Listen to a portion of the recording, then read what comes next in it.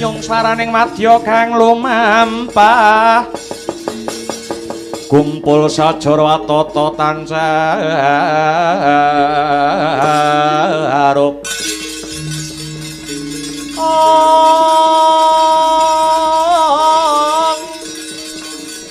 Dani Rama Parana Angang wajah nyemang bending ungkung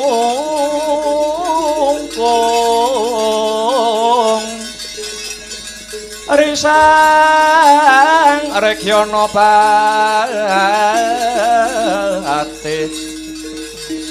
Kang minangka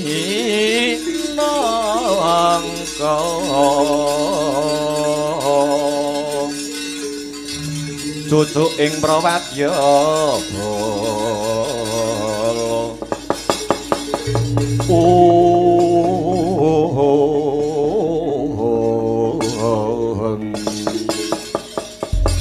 Dimas Arya Sena jlitheng tresna kakangku piye sajroning ngayahi Baratayuda iki pun kakang rumangsa entuk tamba di tamba kepiye sagugure anakmu tetuka ya si Gatotkaca Abimanyu luwih-luwih sadurunge Baratayuda kowe wis kelangan anakmu Antarja nanging rumangsaku wis bali wutuh maneh Werkudara kok ngono iya nalari kepiye mara gage sawangen sing padha madhep iki putumu Sasi Kirana anak Gatotkaca wis katon walagang terus iki putumu Danurwenda anak Antarja ya wis katon gedhe yen to pancene putu-putumu iki durung mancine mlebu marang paperangan lho Di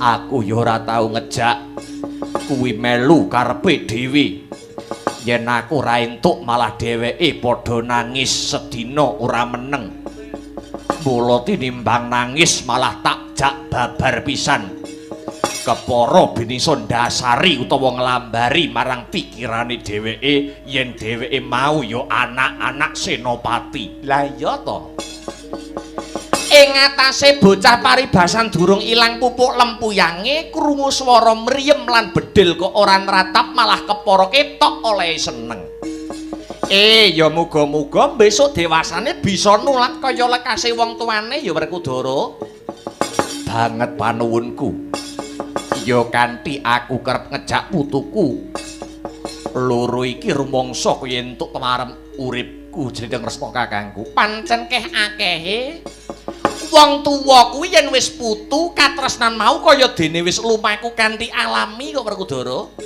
ya iku banjur balik marang putu kok Di ora beda pun kakang sakpatine anakku si Samba ninggal anak siji putuku Dwara kae wah rasaku ya wis kaya dijoli dening pangeran kok Werkudara Kresna kakangku iya kaya Bapak Semar ya Gong ayo heeh bareng Bapak Semar iki wis putu kok karo awake dhewe kok ora pati nggatekke mongko anake ting kelelet ning isor pring Bapak Semar meneng ae apa-apa putu lah yo wis bene ayo Werkudara piye aku nyuwun ana ngarsaning pangeran muga-muga turunku lan turune Pandhawa bisa terus sumambung tetu tunggalan ya Di muga sing nyipta jagat ngejabahi jlitheng Kresna kakangku kejaba saka iku saksedane senopati Kurawa ya kuwi paman Prabu Salya manut pitungmu Kurawa isih pira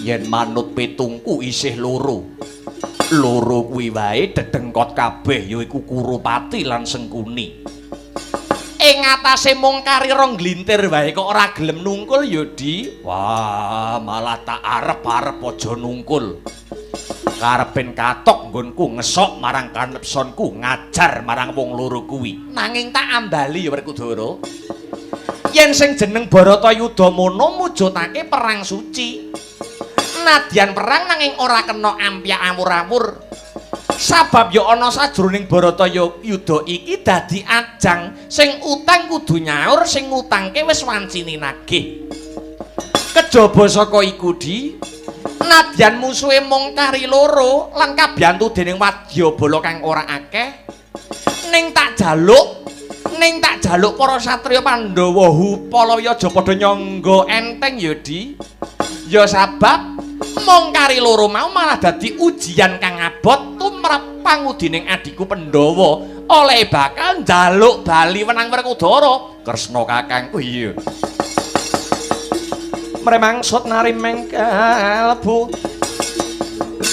budine kang den bawane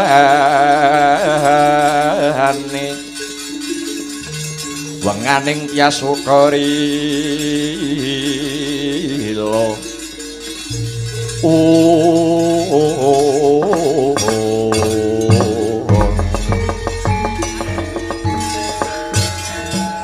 Sikra bala kang tumingal Trang campo samya matali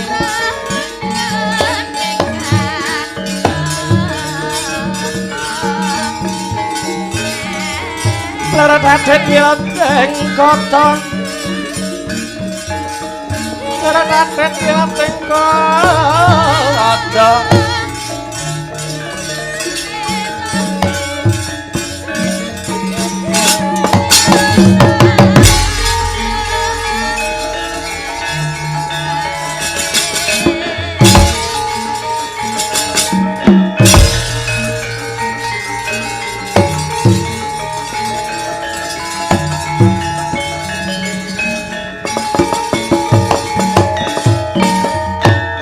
Pepatih tambak ganggeng lumayu gawe kaget lho nggih unjuk uninga sinuwun unika wonten madyaning Tegal Kuru sampun wonten barisan sisaning Wadyabala Mbulu Pitu miturut katerangan senopatinipun Patih Sengkuni. Wah iki sing tak enteni Danurwindo Sasi Kirana ayo tak kanthi maju ana pabaratan surak-suraka minangka tetenger samapta gati sawigoing diri ngestakaken dawuh Kanjeng Hyang budhal dina iki.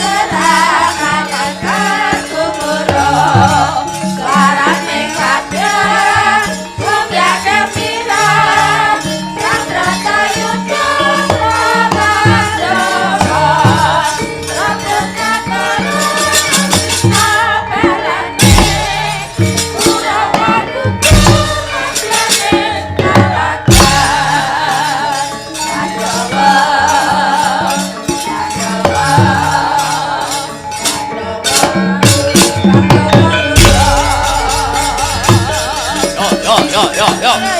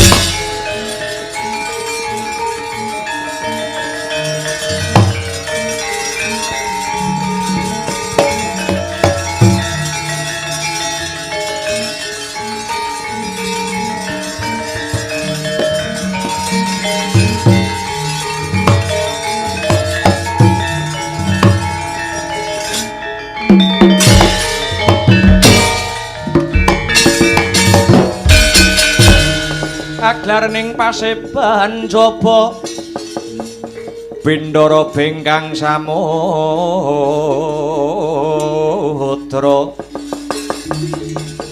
Prabu sananing wadya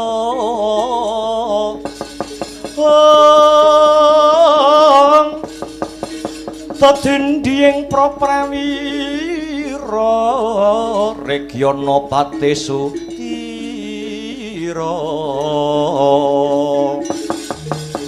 Didem kang sami sumewa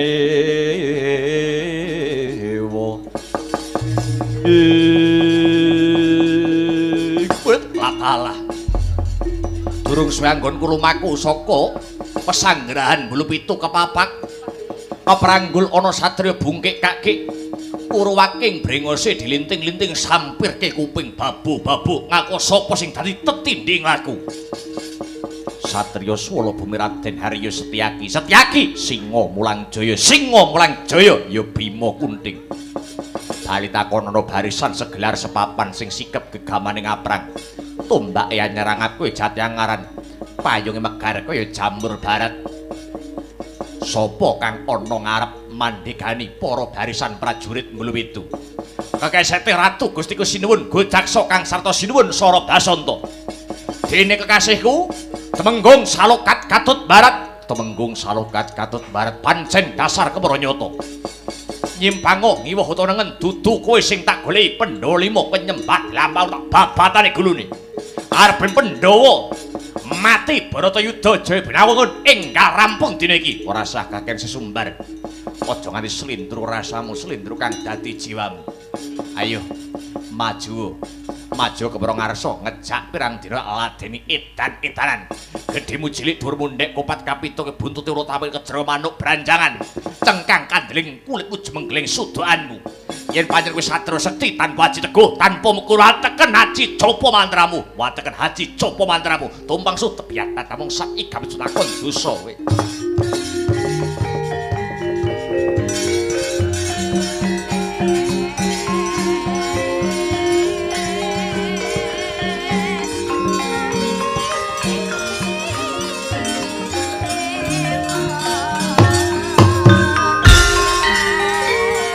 Bala kang kuningal perang camposan yang medali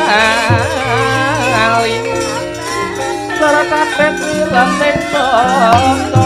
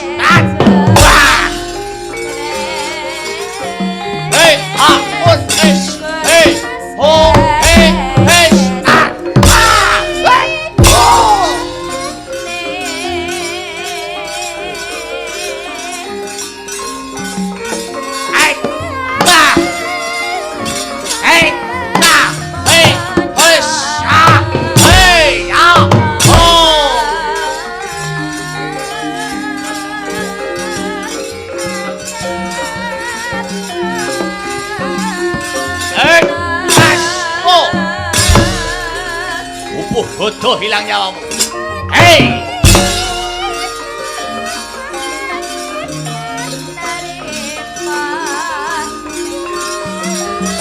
Hei! Ah!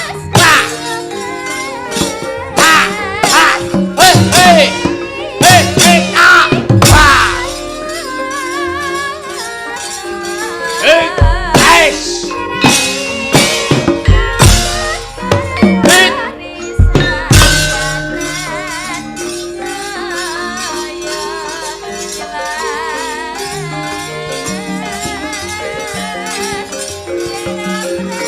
Hei! Ah! Wah! Ah! Ah! Menteles. Ah! Hei! Ah! Tai! Ah! Ah! Ah!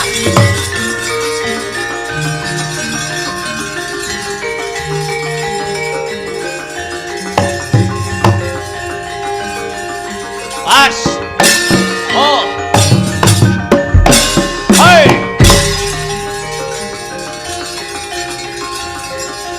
Eh. Hai. Hus. Hat. Ah. Hus. Ah.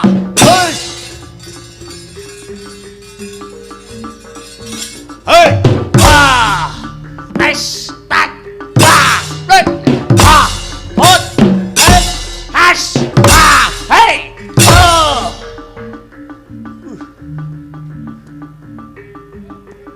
Ayo maju, parat kruyukan nih. Hai. Ah. Ah. Hei. Oh. Ah. Oh. Oh. Hei. Ah. I. Ah. Hei. Oh. Ah. I. Oh. Hei. Ah. Eh. Hei. Oh. Ah. Oh.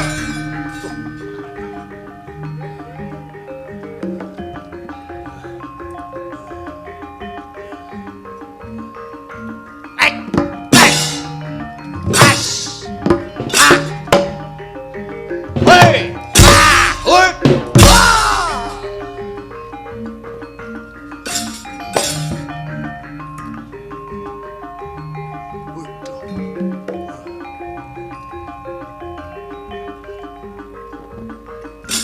Tai. Ah. Menungso opo? Ah. Oh. Tai. Ah. Oh. Ah. Ah. Oh. Ah. Ah. Ah. Ah. As. Ah. Oh.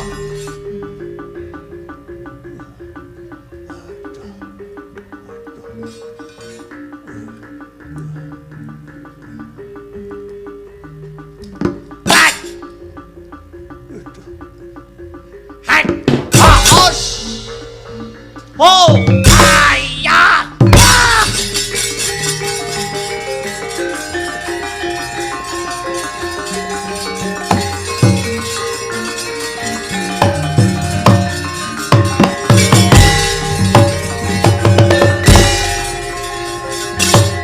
Hei.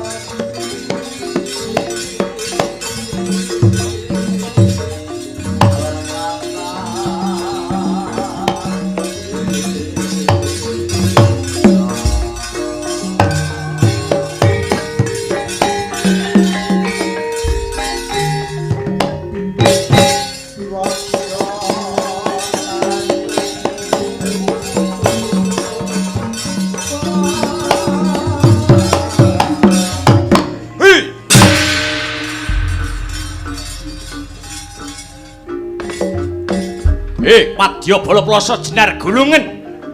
Gulungan genderamu bongko ana gegamanmu. Senopati pengapit kanan Gojaksa, Senopati pengapit kiring Sora Basanta. Aku Sakloron kang bakal depani Rantanggana. Ayo para Pandhawa, kroyokan aku. Ndak remet kelakon dadi pengamun-amun kowe.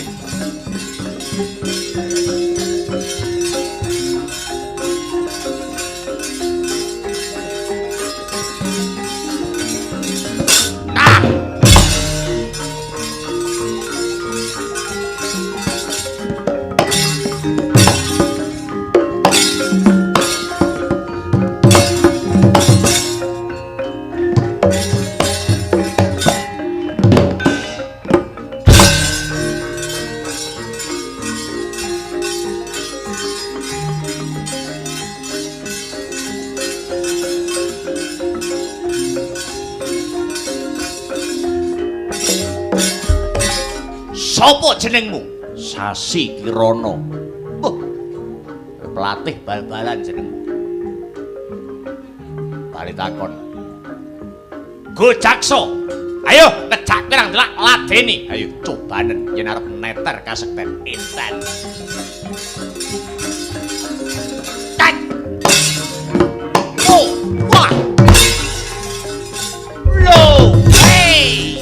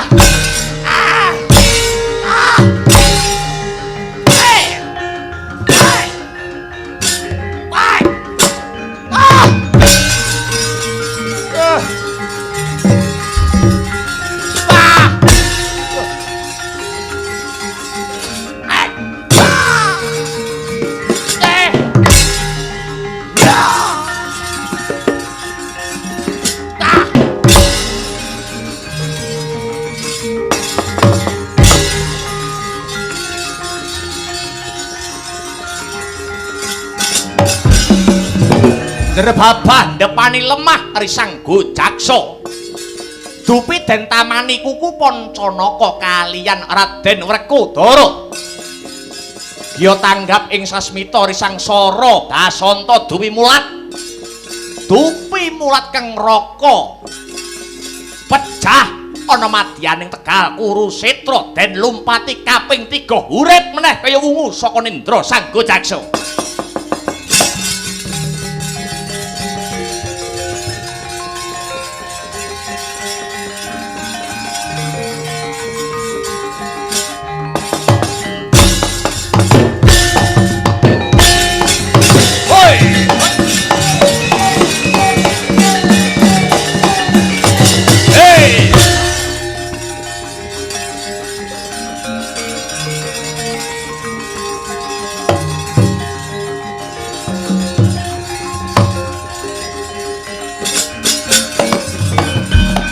Sing wanuh wani mateni kakangku Gojaksa.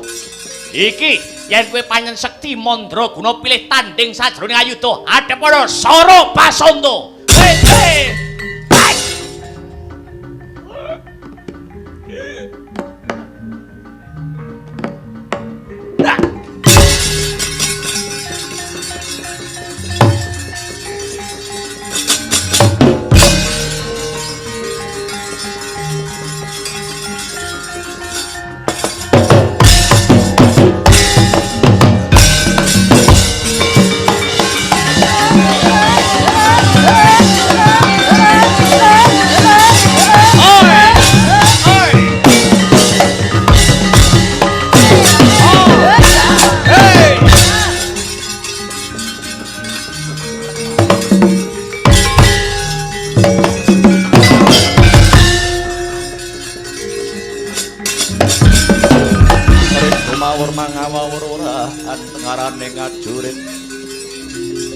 Gongmat guru bangsa tetekaya Butulawar panjrit sing krangga esti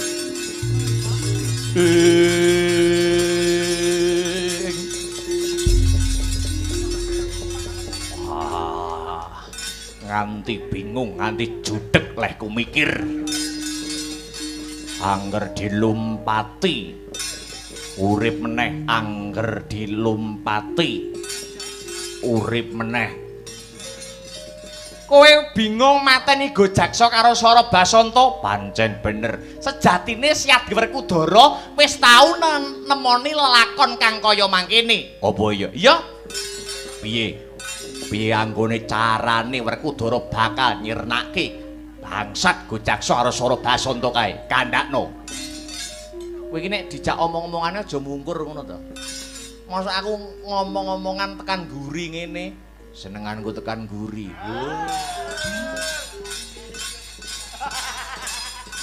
Tak cium lho engko, madhep meneh. Rumangsaku kok. Kapan aku nemoni lelakon kang kaya mangkono. Nalika lelakon Pandhawa Syukur utawa sesaji Raja Suya kelingan, piye caramu mateni Hamsa Dimbaka Ratu sakembaran kae? Didukumba Ratu Gojaksa kang sarta Sara Basanta ora beda adoh saka Hamsa lan Dimbaka kae Yayi.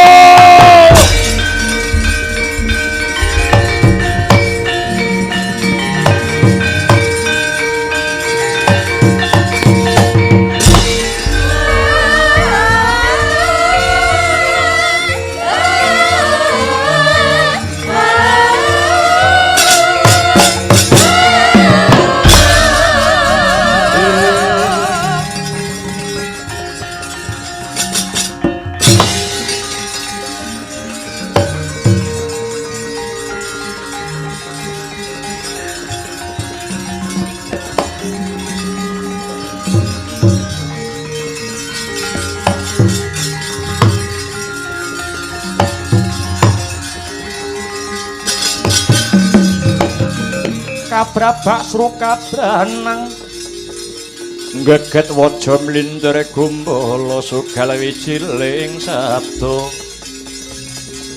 sugal wijiling sabda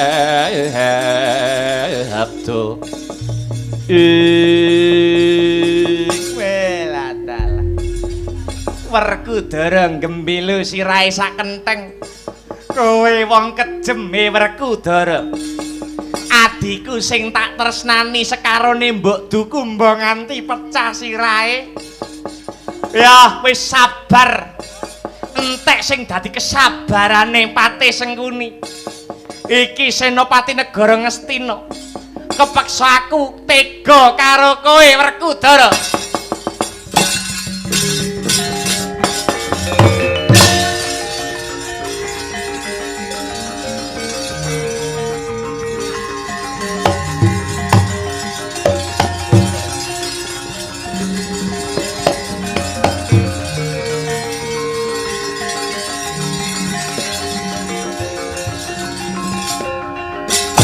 ayo aku to sing mbok goleki sajroning Baratayuda iki pegelmu gedhingmu karo Sengkuni tokno kabeh ana ing Tegal Kurusetra kene iki sing tak goleki Biangsat Sengkuni Patih Julik ayo cobanen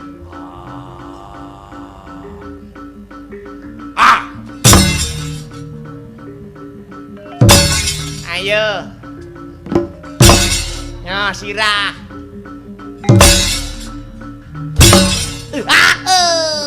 ya geger le kaya dipijeti sing rusa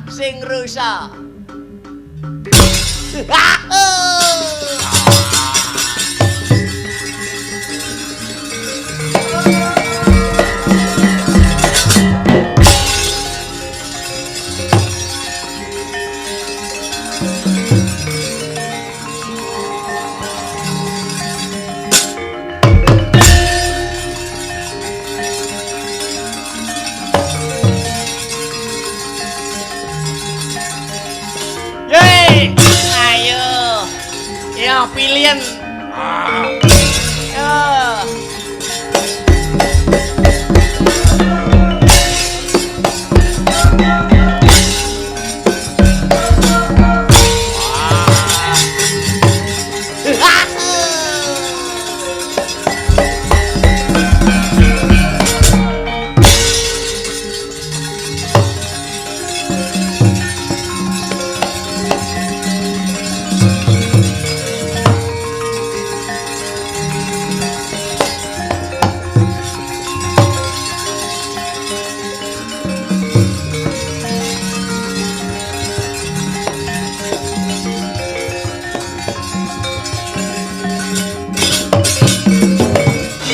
kang katrajang ing Dahanwadya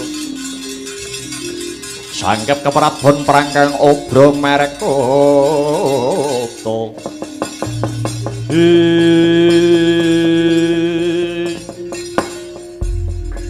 kowe kalah musuh Patih Sengkuni pancen bener kuku Pancanaka ora ginawe rasa godo rujak polo ora kuwowo mbesetke kulite Patih Sengkuni.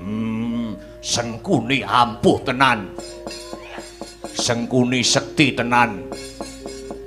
Werkudara kalah musuh Patih Sengkuni. Ayo. Wong pancen wong perange ora kudu menang kok. Delok kondisi fisik dhisik. Kadang ya menang, kadang ya kalah.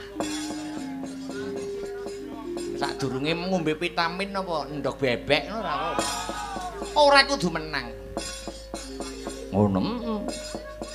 Mula wis tak kandhake ana ngarep, senadyan mung sak Patih Sengkuni aja digawe enteng, aja dianggep enteng. Kuwi duweni kasekten kang linuwe. Sepi tenan, Gong. Heeh, Patih Sengkuni iki jan sak peguron karo Gus Samsudin ya. Gus Samsudin Gasmi. Dudu ana ning ngendi papan dununge pengabesane Patih Sengkuni. Crita jaman kepungkur. Si Adi Werkudara kelingan apa ora nalika lelakon jaman pendadaran siswa saka 5 biyen? Iya. nalikane para Pandhawa karo para Kurawa rebutan wujude Lengatala nganti Lengatala njegur ana ing sawujuding sumur. Pendhita Durna njupuk wujude Lengatala kuwi mau nganggo wujude suket. Bareng Lengatala tekan lambene sumur, Lengatala disenggol karo Patih Sengkuni satemah Lengatala wutah ana ing drambah. Patih Sengkuni ngawuningani wutahe Lengatala iki malah dienggo gulung. Ing kono ndadekake kasektene Patih Sengkuni. Sakaja ragane kang keborean Lengatala ndadekake ulite Patih Sengkuni ora tedas tapak paluning pandhe sisaning Brenda. Apa Baratayuda iki ora bakal rampung, apa Pandhawa bakal kalah mung merga saka sektine Patih Sengkuni. Sak sekti-sektine menungsa iki isih ana sing ngungkuli. Banjur ana ngendi? Saiki jal pikiran, saiki jal gagasan Werkudara. Kowe wis dewasa, kowe wis gerang jajal pikiran. Kalamun Patih Sengkuni gulung ana ing Lengatala, mesti ana sak propirane ngawak sing panggonane nyelempit sing ora keborean Lengatala. Ya ning kono kuwi pengapesane Patih Sengkuni. Aku durung tungkap, aku urung ngerti. Kowe wis gerang ning aku isih lugu. Lengatala kutah. Dienggo gulung Patih Sengkuni. Oh gulung Patih Sengkuni. Heeh. Kuwi ana sak propirane ngawak sing panggonane nyelempit ora keborean Lengatala. Ya ning kono kuwi sing dadi pengapisane Patih Sengkuni. Wah, ning endi? Kok malah bingung dhewe Werkudara. Aku ngerti, Den. Kula mangertos. Kowe ngerti pengapisane Patih Sengkuni? Ngertos. Aku dudu ana. Kula bisiki nggih. Ya aku bisik ana 200. Kok dadak bayar? Sakniki napa-napa kudu bayar.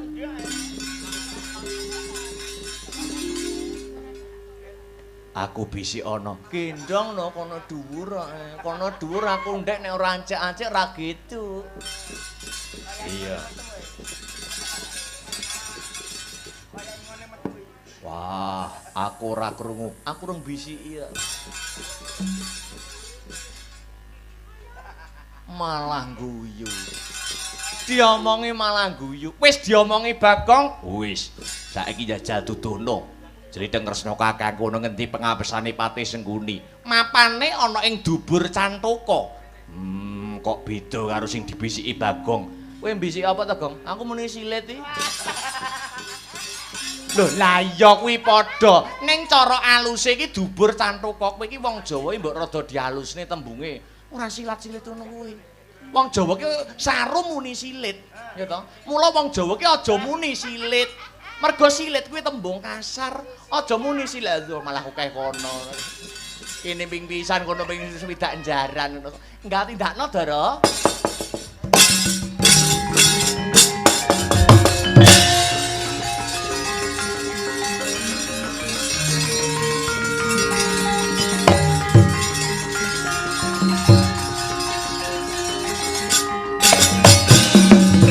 Mentas meguru anyar sak dhuwure langit isih ana langit sak sekti-sektine manungsa isih duweni pengapesan. Aku ngerti pengapesane Patih Sengkuni. Pengapesanku ning ngendi yen pancen kowe ngerti yen pancen kowe sumurup ana ing dubur Cantaka. Aduh mati aku.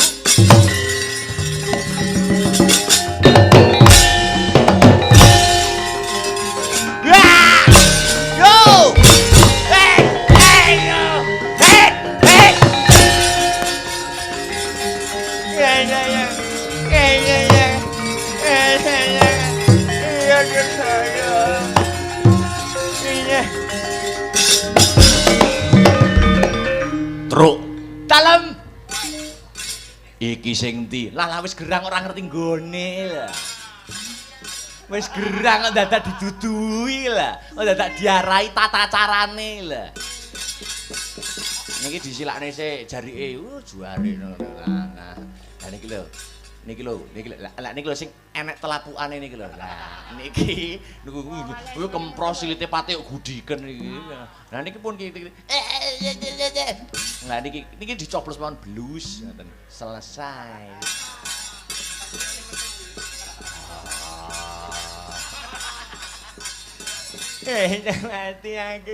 Hati aku kula tiyang sae, kula tiyang jujur, bola bali wong elek, pengapesane ya elek.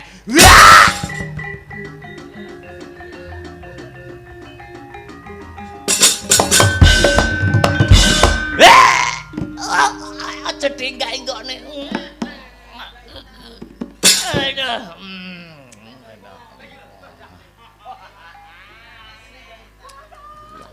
Aku ya puwegel karo senggune juogrok pisan. Cok jaran.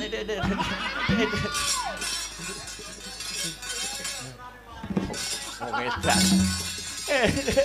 Kula tiyang sae, kula tiyang jujur. Hing kene marganing patimu.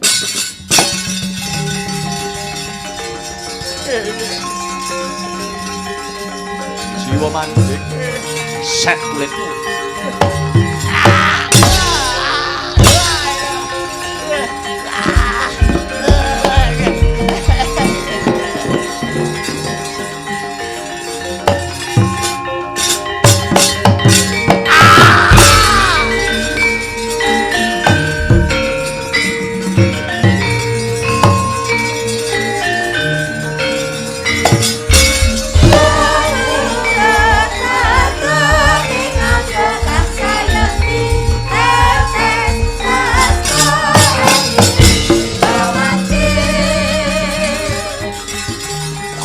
Sengkune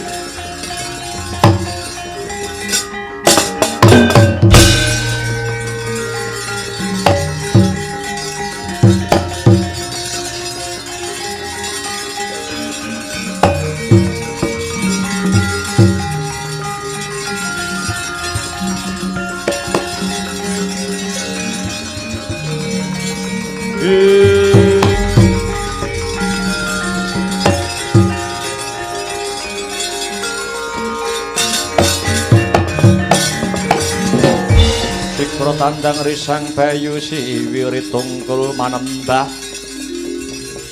hanglir baya gentop Werkudara Werkudere aja kowe guyu lakak-lakak dupeh Duryudana wis tanpa wadyabala senopati njur mringkus weruh dapurmu lekno mripatmu jerengen gobokmu sumpahe Duryudana negara Ngastina lan Ngamarta tak pasrahke Pandhawa yen Duryudana durung jengkelang kandhane gemlundung sing dadi sirahe bosok koklok dirubung laler mula kang mangkono ben disawang wong sak jagat kowe apa aku sing dadi pakan gagak batange banjur pecah dasmu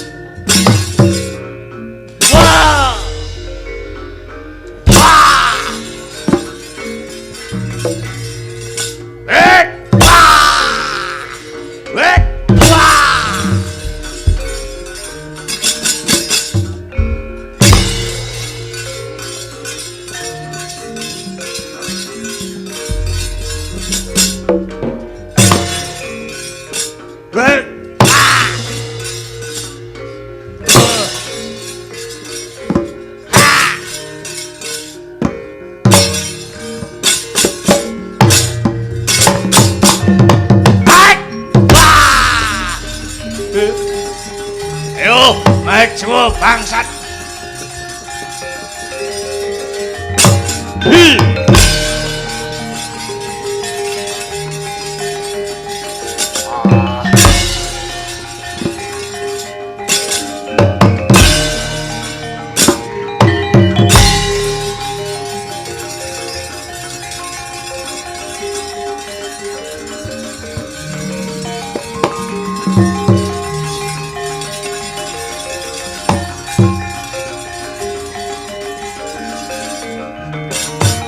Ayo. Hai.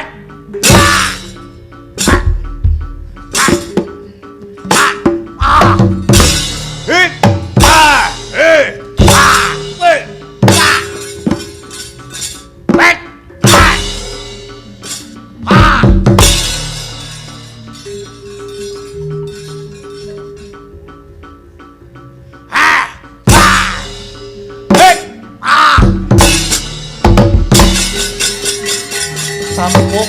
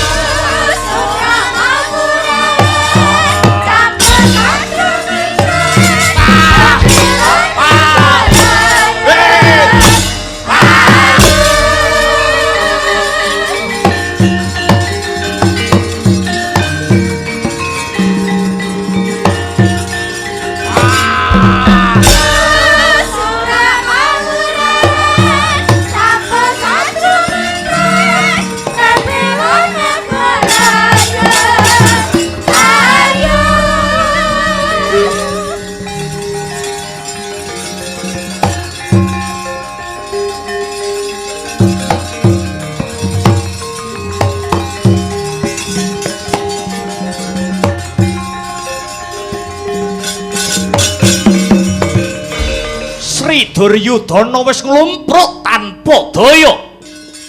Angga gumletak lir bangkene buta. Rambut lukar gembel marus irung gruwung kuping perung mripat ceplong lambe nglonyom. Suku kanan kiring pokah lengen sengkleh pundak dengkleh. Busana sebet aruntang ranting badan sakujur dedel duwe laju ramoh. Apa to darunane ge mangkono? Labet sang Senodatan ana mareme ngenyomi lara marang mengsah. Enget parang candalane sang Kurupati, sakedhap-sakedhap anggera sora sang Werkudara. Sarwiyan jambak rikmane Sri Duryudana. Nunten mestaka kajebles-jeblesake wonten ing padas curi. Ewa semono peret nyamane Duryudana. Nganti asawang Kunarpa datan bisa pecah dangu-dangu. Sang Werkudara kendel ngenyomi lara labet wis rumaos bosen. Temah amung jumeneng hanjegrek teteken gada rujak polo nunggoni musuh ingkang ngapindha layon.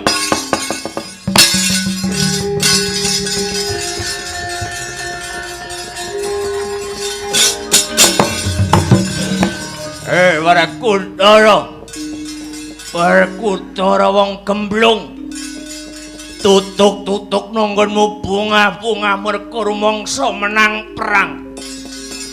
Mongko sejatine kowe kuwi kalah. Sing menang kuwi aku. Sebab sadurunge aku mati wiwit cilik nganti tuwa, aku tansah urip penak mukti wibawa mubra-mubru mangan enak nyandang wutuh. Ngrasake Nyakrawati mbau dendha dadi ratu sunggi-sunggi para kawula Ngastina. Beda karo uripmu. Beda karo uripmu selawase kowe mung dadi wong melarat keserakat. Saka gandrungmu karo tembung kautaman nganti bola-bali kowe gampang tak sikara, kowe gampang tak apusi. Wekasan kowe sak sedulurmu mlebu ning alas dadi poporiman mataun-taun gage gagasen. Kaya ngono kuwi sing menang aku apa kowe wong goblok? Mongko sedhela maneh kowe bakal mati tuwa. Banjur kapan lemu ngrasakne kamukten untalen kae negara Ngastina untalen. Ngastina bandane wis tak entekne karo sedulur-sedulurku Kurawa. Kowe ngepek Ngastina kari tak tinggali utang-utang negara sing selawase ora bakal bisa kok saur nganti 7 turunan. Kowe ning Ngastina kari nemu tangise rondo-rondo sing tinggal mati bojone. Tangise bocah yatim piatu sing ora duwe bapak ibu. Gage pikiran sing menang aku apa kowe cah goblok. Kowe wong sak jagat padha ngalem karo Werkudara, kabeh wong sak jagat padha ngalem karo Pandhawa sing jare satriya suci ning sejatine Pandhawa kuwi wohe wong selingkuh. Saiki gage pikiran kenang apa kakangmu mbarep jenenge Puntadewa kok memper karo Bathara Darma mergo oleh selingkuh ibumu Kunti karo Bathara Darma.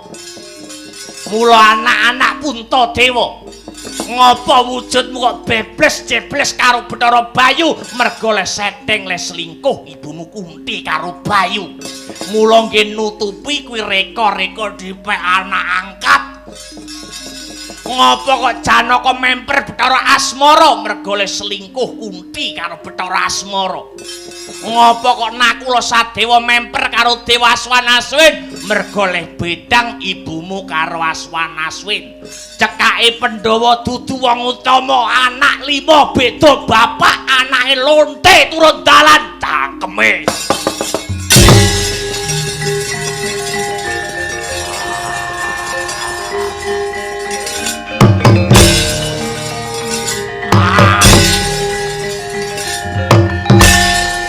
Werkudara.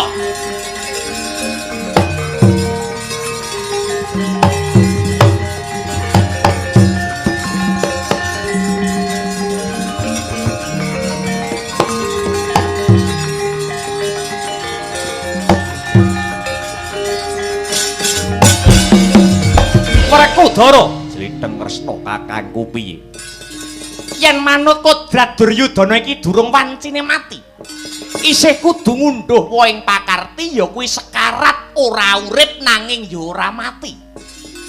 Ngagak-agak 1000 lara dadi siji, badan sakujur dirubung singgat lan mrejit cacing bakali suwene 100 taun. Banjur kapake wong elek iki. Prayogori Palungguhan iki buwangen ning tengah alas. Buwangen ning alas banjur tindhiyana watu sing gedhe. Ya ing kono dheweke mengko bakal ngrasake woing pakarti. Wiwit cilik nganti tuwa mukti wibawa nanging kamuktene saka wohing cilaka. Wiwit dina iki Duryudana bakal ngrasake utawa ngunduh wohing karma. 1000 lara dadi siji nganti 100 taun suwene Yayi.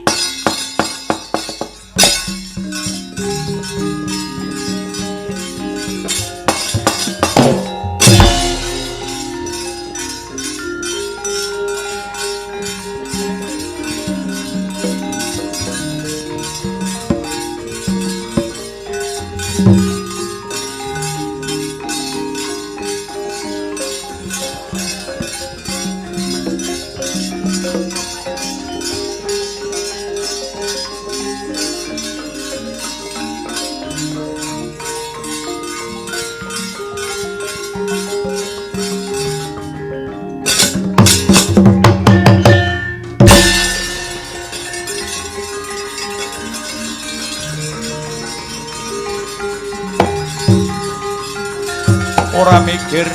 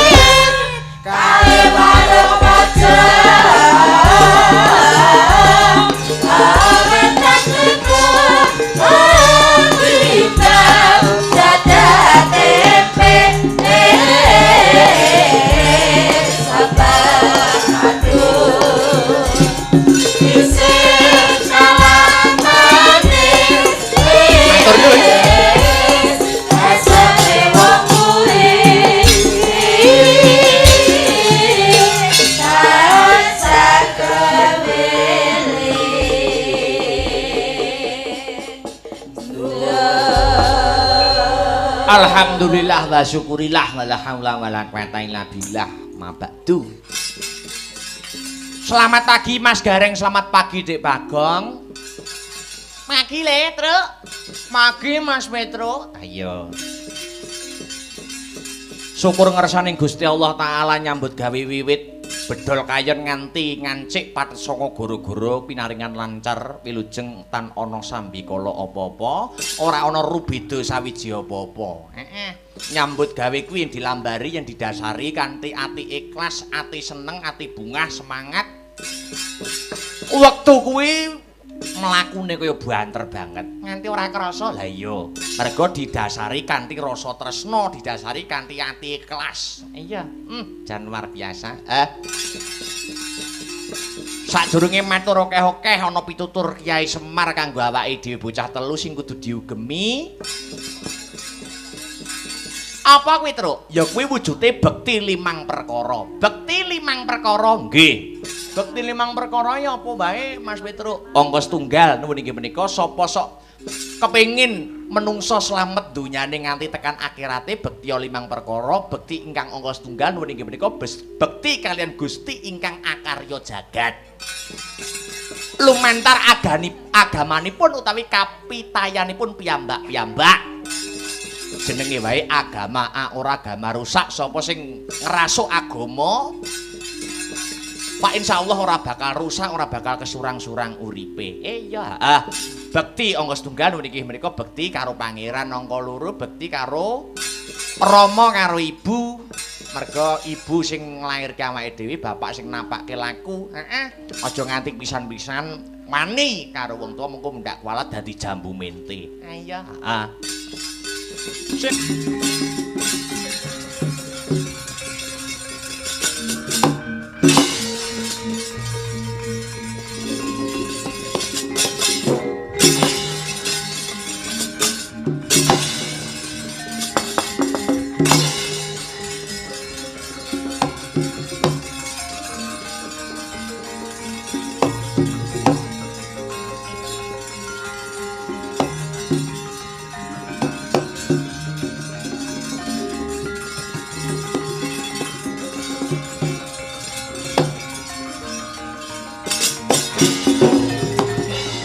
Sarta palawon uting ranu sing karsani dene kaya manis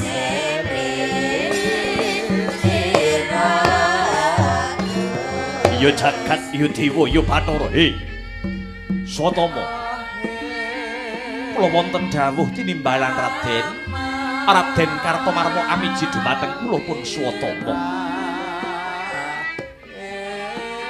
Perang Baratayuda Jaya binangun wis kasembadan lan wis rampung.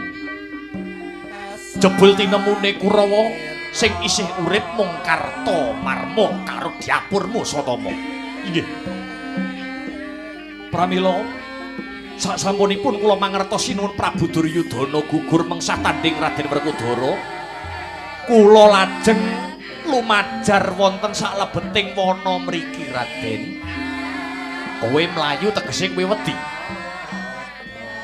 Boten ateges kula nguciring pupuh, nanging kula nedya nyungsun kekuatan. Wonten tetembungan utang loro nyaur loro. Utang pati, nyaur pati, bagus Swatama.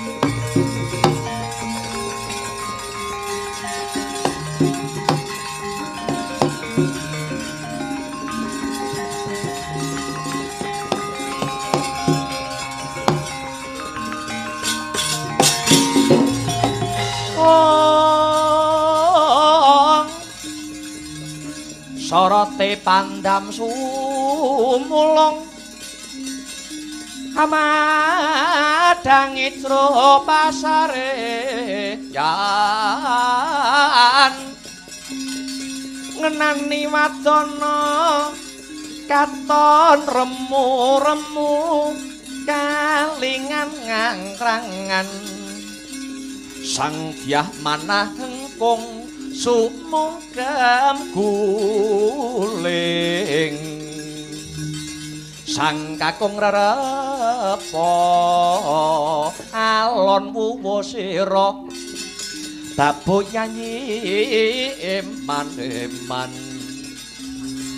maneman eman berantik brang toya yulun pada runtik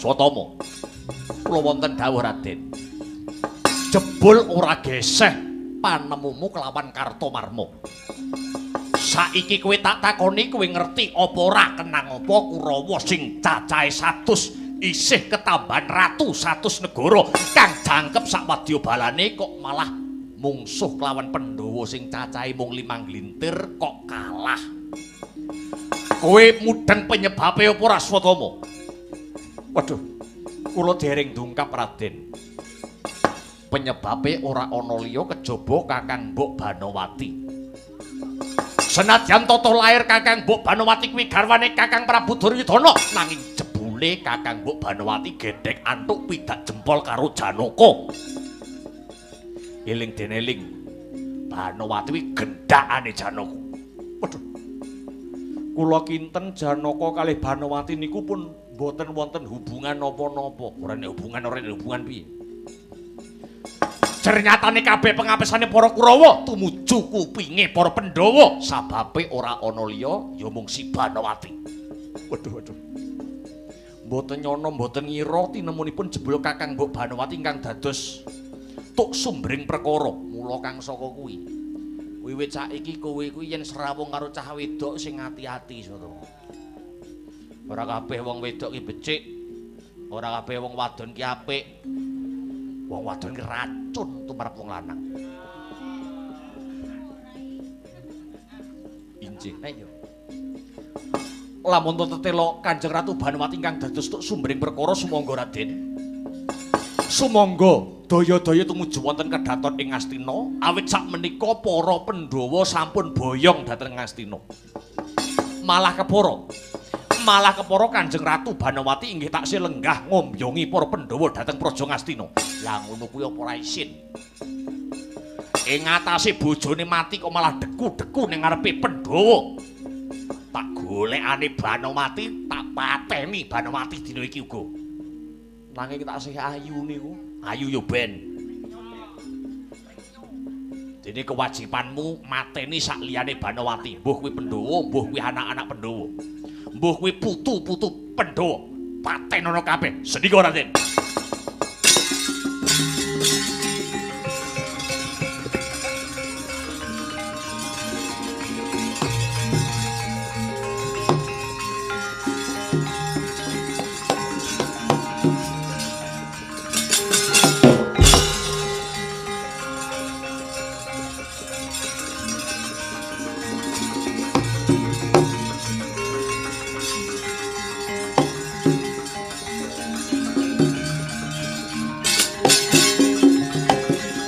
Kuwi apa Swatama?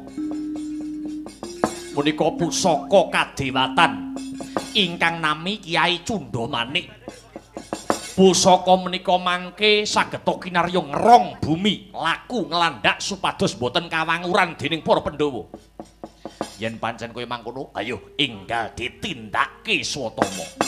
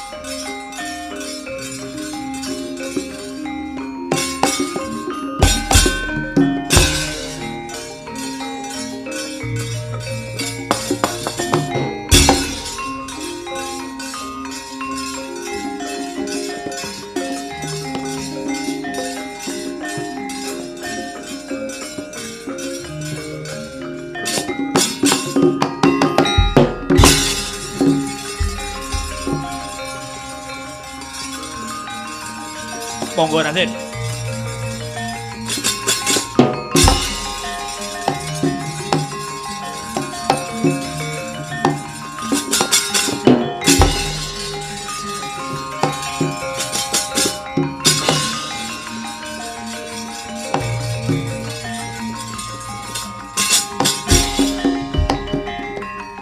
Meh rahina semubang iwang aruna kadine traning hanggorapuk sabdaning kukila ringkani goro keketer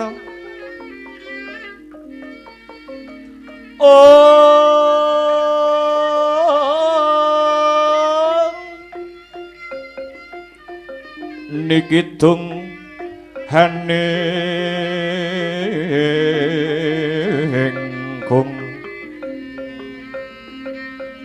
lir wusing pinipanca do aduh Bathara Gung kang amurwa bumi mugi kaparenga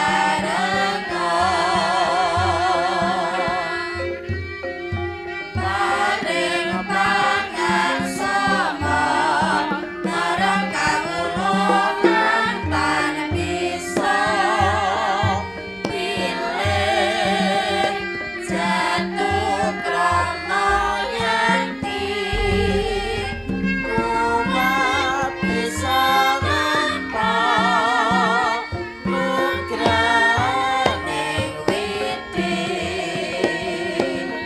yaku kang jeneng piniji bekti marang kang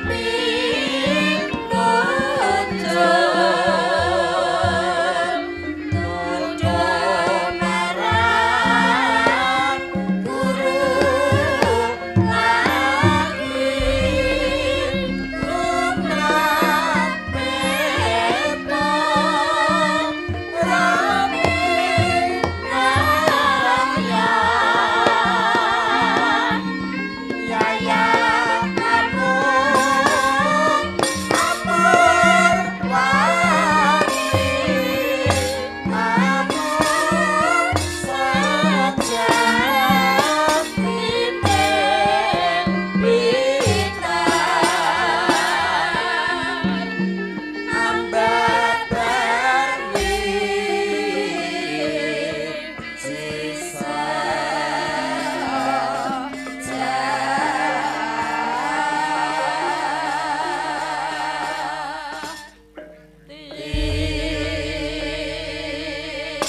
Koko Prabu Puntadewa dalah Koko Prabu Ndwarawati nyuwun duka ingkang kathah wancinipun Madya Ratri paduka kekalih kula suwuni rawuh wonten kedaton Ngastina punika ingkang wayah tansah kekejer nangis mboten purun kendel ya jagat ya dewa ya Bathara Koko Prabu punika kadosa pundi anak Abimanyu putu Yayi Arjuna sak mangke nangis kekejer mboten purun kendel.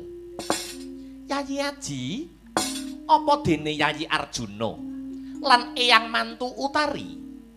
Kados pundi kewala jabang bayi menika anak Abimanyu putu Arjuna, Janaka? Mbok menawa jabang bayi iki durung diparingi tenger mara gage Mara gage ya mung si Arjuna kang wenang paring jimat asma marang anak Abimanyu ya marang putumu kuwi Yayi. Mekaten Koko Prabu, Janaka iya. Mbok menawa sak rampunge kok paringi tetenger. Jabang bayi iki bisa mandhek anggone nangis Yayi. Putuku bocah bagus anak Abimanyu. menengoyo bocah bagus sineksenan jagat saisine jeneng sira ndak paringi jimat tetenger Raden Parikesit.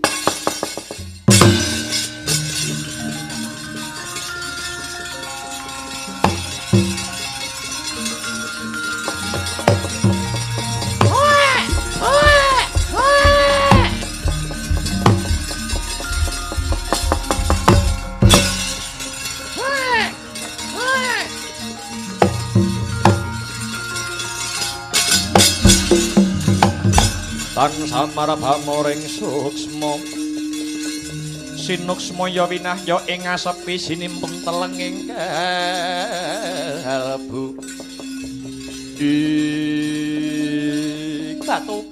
Tobat. Kados pundi menika sinuwun sareng dipun paringi asma Parikesit tangisipun bayi menika kok langkung sora tobat.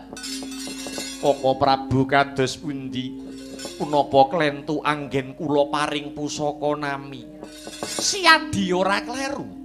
Siadi ora luput mbok menawa kanggo sirep tangise jabang bayi. Prayogane Yayi Janaka melu nadar Yodi. Krana cara wong lawas biyen nadar kuwi kena kanggo nyirep swasana. Ingkang kepareng nadar mboten namung Yayi Janaka, Eyang mantu utari inggih kedah nadar, Yayi Aji Puntadewa inggih kedah nadar. putuku bocah bagus yen jeneng sira sirep anggonmu nangis pun eyang bakal ngadani upacara syukur kunjuk marang Gusti Kang Akarya Jagat Parikesit. Anakku Parikesit, ibumu kok melu nadar ya bocah bagus. Yen kowe sirep bisa mesem gawe bungahe Kanjeng Ibu. Kon ibu kok bakal ngadani sesaji syukur. Saya nambahi ademing swasana, Yayi Puntadewa kula aturi nadar, Yayi. Parikesit putuku bocah bagus. Pun eyang uga bakal melu nadar ya nang. Yen kowe gelem meneng, gelem mesem gumuyu. Eling den eling besok bakal tak wisuda dadi ratu ana Ngastina kene Parikesit.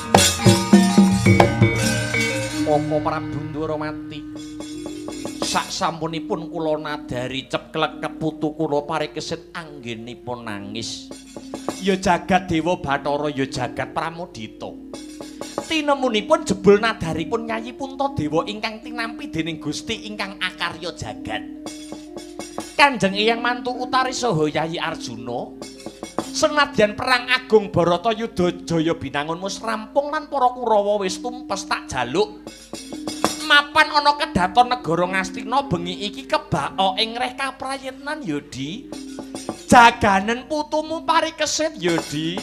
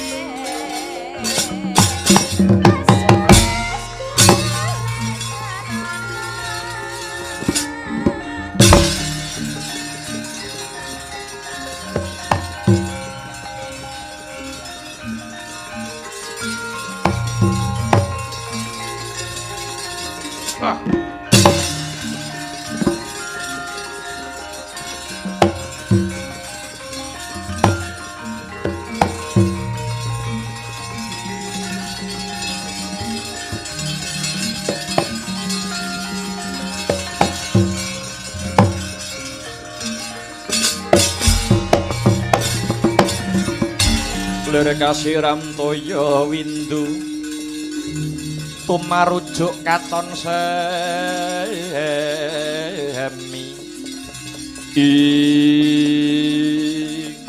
tekan ngendi iki Swatama?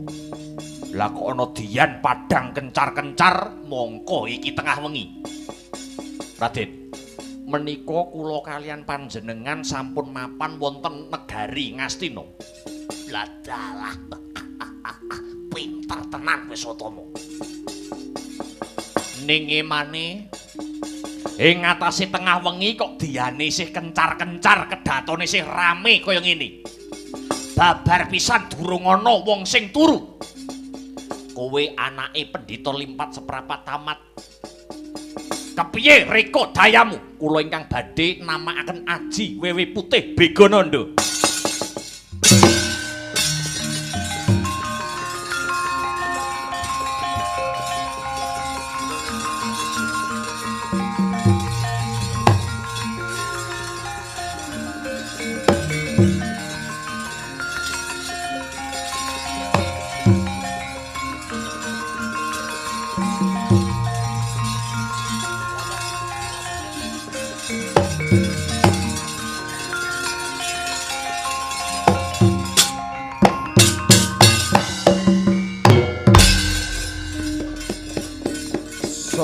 matak aji pameling wewe putih beko nanda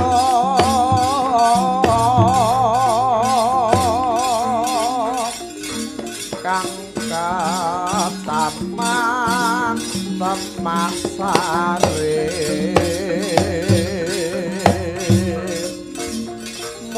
ingsun kang dapat nendra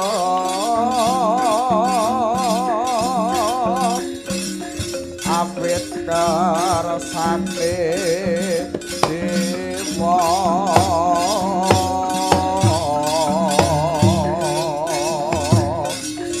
jabi lambat ing pura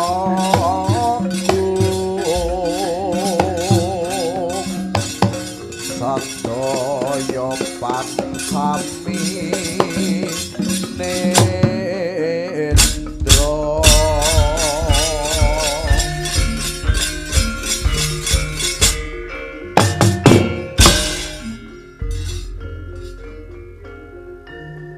sampun sami tilem Raden. Sumangga kula aturi mlebet wonten kedaton mesti. Ya, aku manut kowe Swatama.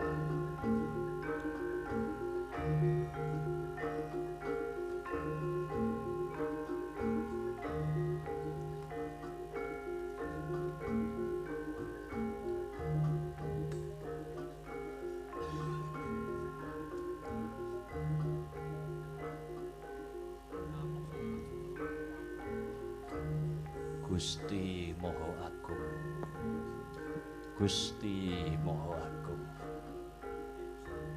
Wah, Pancawala iki anak Puntadewa, nom-noman kok ngibadah ae, nom-noman kok wiridan ae. Ketoke wis ngapa-ngop. Top kowe Swatama top.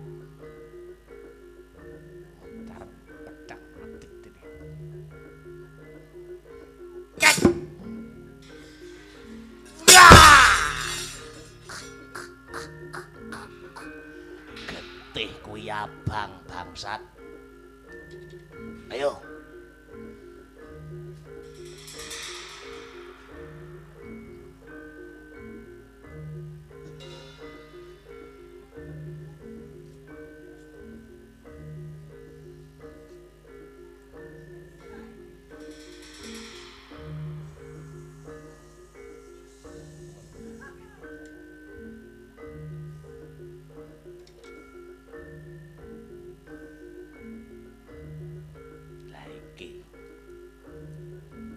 Tresna Jumena wis sing mateni bapakku biyen. Bapakku mbok beleh ndase mbok nggo bal-balan. Turu kowe. Su, tangi su. Su, tangi su. Su. Sopo to ki? Tangi. Sopo to ki? Melek. Lho. Iki suwat apa? Ayo sambato kowe. Kowe mbiyen sing mateni bapakku lakon mati trik. Biar kowe. Rasakno iki balesane Swatama. Letak.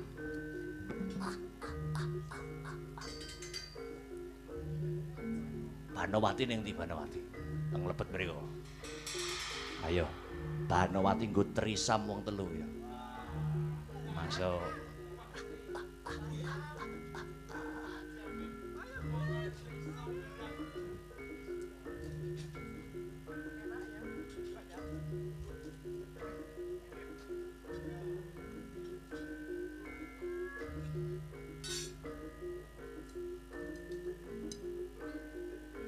Monggo Raden mriki.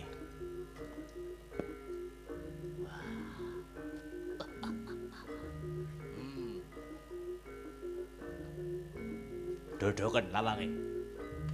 Ning jero Banowati, nggih.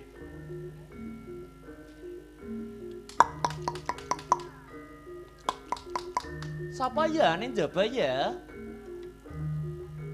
Aku Raden Janaka. Ya Janaka ndang mlebu aku wis dasteran tok iki lho. Dengan ngandel mboten.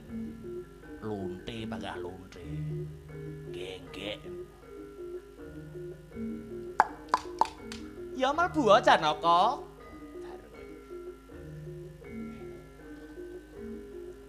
Loh, Swatama. Aku melu no.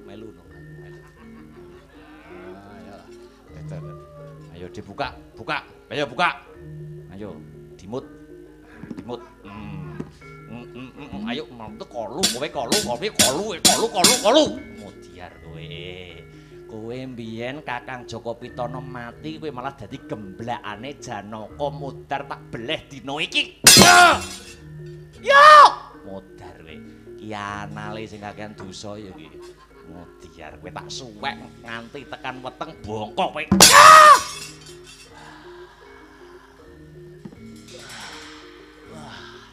Marmeza.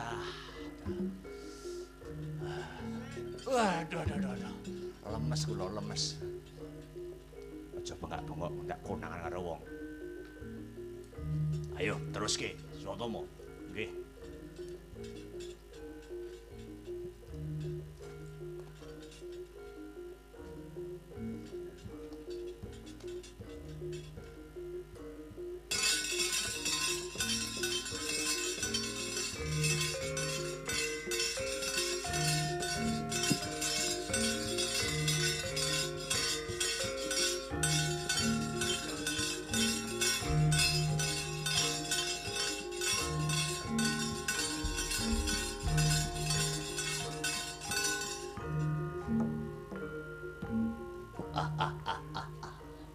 Manjing pagedhongan ana bayi cek abang.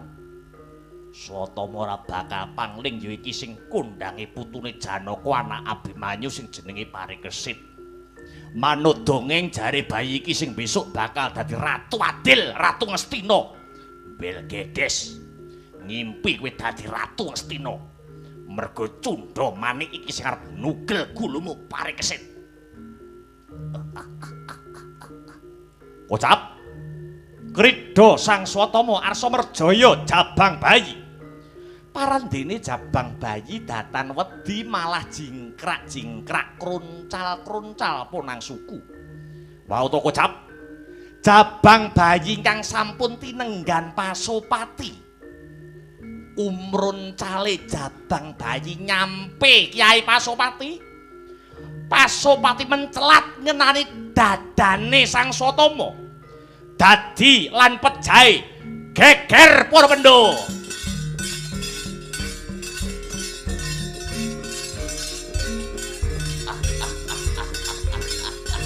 Modarle.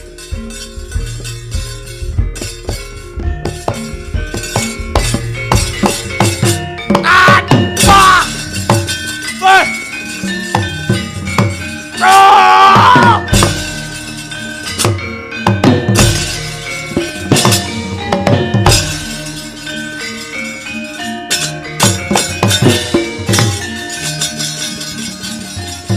Dara.